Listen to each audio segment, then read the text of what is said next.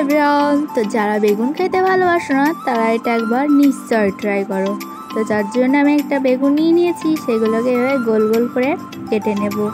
তো তারপর দেখো চাকু দিয়ে আমি 4-5টা কেটে ভেতরে যে বাকি অংশটা আছে সেটা বের করে ফেলে দেব। তো দেখো এখানে আমি এইভাবে 4টে বের করে নিয়েছি।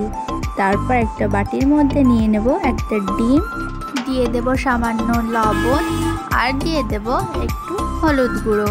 তো হলুদ গুঁড়োটা দিয়ে ভালোভাবে আমরা ডিমটাকে ফেটিয়ে নেব। তো ডিমটাকে ভালোভাবে ফেটানো হয়ে গেলে দিয়ে দেব পেঁয়াজ কুচি, টমেটো কুচি, ধনেপাতা কুচি আর দিয়ে দেব লঙ্কা কুচি।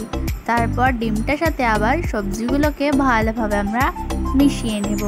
তো ডিমটার সাথে ভালোভাবে সবজিটা মেশানো হয়ে গেলে একটা কড়াইয়ের মধ্যে তেলটাকে ভালোভাবে গরম করে যে বেগুনগুলো কেটে রেখেছিলাম সেগুলো দিয়ে ভেতরে দিয়ে দেব ডিমটা। তো ডিমটাকে দিয়ে গ্যাসটাকে আস্তে করে ভালোভাবে এপাশ ওপাশ করে আমরা লাল লাল করে ভেজে নেব। আর ভাজলেই দেখা যাবে কত সুন্দর ফুলে উঠবে। তো এইভাবে তোমরা একবার বেগুন ভাজাটা ট্রাই করো, নিশ্চয়ই ভালো লাগবে। আর ভিডিওটা ভালো লাগলে লাইক কমেন্ট শেয়ার করে চ্যানেলটাকে সাবস্ক্রাইব করতে ভুলো না।